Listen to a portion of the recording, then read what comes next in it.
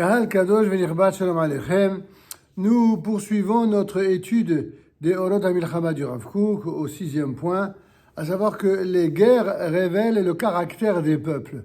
En effet, tous les peuples, nous dit le Rav Kook Alav Shalom, tous les peuples grandissent et se révèlent dans l'action au moyen de leurs gestes naturels. Les guerres approfondissent la valeur particulière de chaque peuple jusqu'à ce que son caractère ressorte intégralement dans l'action, profondément dans tous ses détails. Israël est le reflet du monde entier. Et tant qu'il existe un peuple dans le monde qui ne s'est pas manifesté par l'action dans tous ses comportements, il y a une ombre en vis-à-vis dans la lumière absorbée par l'Assemblée d'Israël. C'est pourquoi, chaque fois que des pays se font la guerre, des concepts particuliers se mettent en action pour le plein accomplissement des peuples et ceci donne naissance à une force d'accomplissement dans l'Assemblée d'Israël.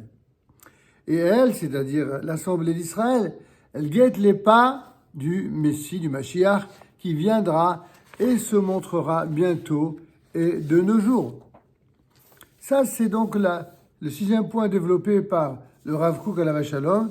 Et sur ce texte-là, le commentaire du Rav Aviner vient apporter les éclairages suivants.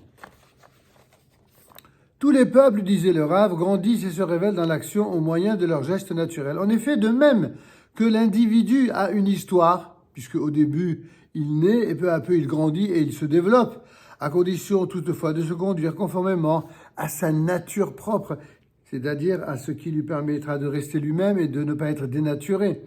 Ainsi en est-il pour tous les peuples. Chacun a son caractère à lui, sa psychologie à lui, sa sociologie à lui, un ange ou un prince selon les mots des sages. Chaque fois que, en effet, dans l'exégèse biblique, dans les commentateurs de nos sages, dans les commentaires de nos sages, on parle de songe, de sage, de Saro Shel Esav, l'ange de Esav. Eh bien, de quoi il s'agit? Il s'agit précisément de cette nature à laquelle il est fait référence ici. Il existe des formes diverses et variées de l'image divine.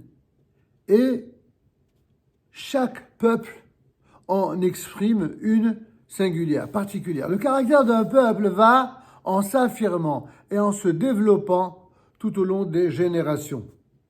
Cela se fait au moyen, pour reprendre l'expression du Rav, au moyen de ces mouvements naturels, c'est-à-dire les comportements qui correspondent à sa nature profonde. Disait le Rav Kook, les guerres approfondissent la valeur particulière de chaque peuple jusqu'à ce que son caractère ressorte intégralement dans l'action, dans tous ses détails profonds. En effet, la guerre, dit le Rav Aviner, la guerre est certes une chose qui est exécrable, mais elle a tout de même un aspect positif. Ce fameux bon côté du mal.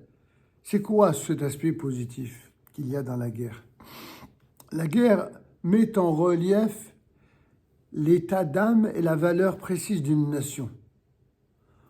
Elle révèle sa nature, mais aussi elle hâte sa maturité, la concrétise, la renforce et l'exprime dans l'action.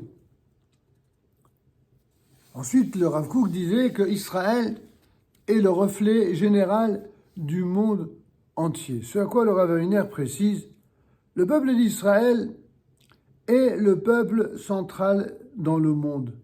En quoi est-il central? Non pas qu'il se prend pour plus que les autres, non pas qu'il se prenne pour meilleur que les autres. Il est le centre du monde à la fois par volonté divine, mais par comportement des nations autour de lui. Tout ce que les nations font à l'égard d'Israël, ils ne le font que à l'égard d'Israël. Ils ne le font pour aucune autre nation. La manière dont on traite Israël, ça n'est jamais la manière dont on traite les autres. C'est dire que même de façon inconsciente, ce sont les nations elles-mêmes qui montrent à quel point Israël est au centre du monde. Mais en vérité, cette réalité n'est pas qu'une réalité que l'on observe. C'est une réalité qui est l'expression même de ce que Dieu lui-même dans la Torah avait dit à Abraham et répété à ses descendants, lorsqu'il dit « Et seront bénis par toi toutes les familles de la terre. » Toutes les peuples de la terre seront bénis par toi ainsi que par ta descendance, par ta postérité. C'est ce que dit la Torah. Ajoute le Rav, il apporte la bénédiction, ce peuple, à toute l'humanité. Il est le cœur et le cerveau du monde, car Israël est au peuple ce que le cœur est aux organes, comme nous l'enseigne le Kuzari dans son 2e chapitre, à l'alinéa 36. Il est le cœur et le cerveau du monde, disait Rabbi Yehuda Lévi. En effet, car Israël, il est au peuple ce que le cœur est aux organes. C'est le trésor central de l'humanité. Toutes les aptitudes, tous les niveaux, mais aussi toutes les ressources se trouvent dans le peuple d'Israël. Certes, tous les organes du corps ont leur importance, cela va de soi. Et on ne peut pas marcher, manger, ni coudre avec le cerveau seul. Mais le cerveau, c'est le centre vital du corps. Le cerveau intègre tout, il fait vivre les organes et il en reçoit aussi les bienfaits. C'est pourquoi le Rav nous dit, Israël est le reflet général du monde entier. C'est le cœur et le cerveau de l'humanité entière. Et quand on voit le peuple d'Israël, nous voyons en fait toute l'humanité. Ce peuple cœur est relié par un lien de vie à l'humanité entière. Et c'est pourquoi il occupe une place aussi centrale. Disait le Rav Kook, et tant qu'il existe un peuple dans le monde qui ne s'est pas manifesté par l'action dans tous ses comportements, il y a une ombre en vis-à-vis dans la lumière absorbée de l'Assemblée d'Israël. Ce que le Rav Aviner complète par son commentaire de la façon suivante. Lorsque le corps est malade, le cœur est malade. Et quand un des peuples de l'humanité est malade, le peuple d'Israël est malade. L'inverse est également vrai. Quand un peuple se trouve en état de faiblesse, dans le peuple d'Israël aussi, il y a en vis-à-vis une ombre dans la lumière absorbée de l'Assemblée d'Israël et notre vie intérieure en est appauvrie. C'est pourquoi, poursuit le Rav Kook, c'est pourquoi chaque fois que des pays se font la guerre, des concepts particuliers, des compréhensions et des considérations particulières se mettent en action pour le plein accomplissement des peuples. Ce sont les conséquences positives de ces guerres cruelles et sanglantes. Les peuples s'accomplissent, se révèlent, évoluent et mûrissent, et ceci donne naissance à une force d'accomplissement dans l'Assemblée d'Israël. C'est-à-dire que ceci complète la perfection du peuple d'Israël. Et l'Assemblée d'Israël guette les pas du Messie, du Mashiach, qui viendra et se montrera bientôt et de nos jours. Comme dit le Midrash, quand tu vois des pays se faire la guerre, alors guette les pas du Messie. C'est ce que dit le Midrash dans Bereshit Rabbah 42.4. En effet, quand tu vois des pays se faire la guerre, qu'est-ce que ça signifie, guette les pas du Messie? Ça signifie attends-toi à un progrès conséquent de la nation d'Israël et de son État.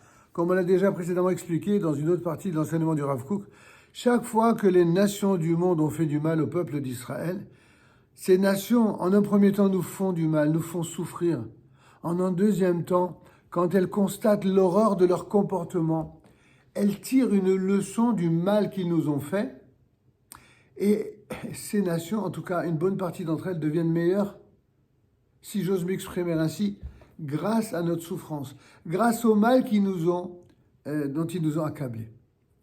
Et même s'il existe toujours une partie qui est encore plus terrible et encore plus obscène, c'est que non seulement, non contents d'avoir fait du mal, ils continuent de poursuivre ce mal en faisant comme si le mal n'avait pas été fait. Mais ça, c'est une autre partie. Mais il n'en reste pas moins vrai qu'une partie des nations progresse et devient meilleure grâce au sang qu'elle a versé contre nous et sur nous. Et donc, c'est ce que le Rav veut dire quand il dit que attends-toi à un progrès conséquent de la nation d'Israël et de son État. En fait, l'un des résultats de la Première Guerre mondiale, je vous rappelle, pour ceux qui n'avaient pas écouté ces enseignements depuis le début, que le Rav Kook, lorsqu'il écrivit les Orot HaMilchama, les Lumières de la guerre, c'était au lendemain de la Première Guerre mondiale. Et donc, il dit ainsi que l'un des résultats de la Première Guerre mondiale, pendant laquelle ces lignes ont été écrites, a été que les nations du monde ont décidé de donner la terre d'Israël au peuple d'Israël. Imaginez-vous, toutes ces nations qui avaient tout fait pour spolier, pour massacrer, pour tuer les enfants d'Israël, tout d'un coup, elles sont prêtes à quoi faire? À reconnaître un État juif en terre d'Israël. C'était du jamais vu, c'était quelque chose qui n'avait jamais existé auparavant et qui fut la conséquence, même si elle semble indirecte, en vérité dans le ciel, elle est la conséquence directe de la Première Guerre mondiale. Il ressort de tout ceci que la guerre entraîne une clarification et un approfondissement au sein même des nations du monde. Et parmi elles, le peuple d'Israël, car nous sommes reliés par certaines fibres à tous les autres peuples de la terre, de sorte que ce qui se passe dans l'humanité nous influence. Et ce qui se passe chez nous influence l'humanité entière pour le bien comme pour le mal.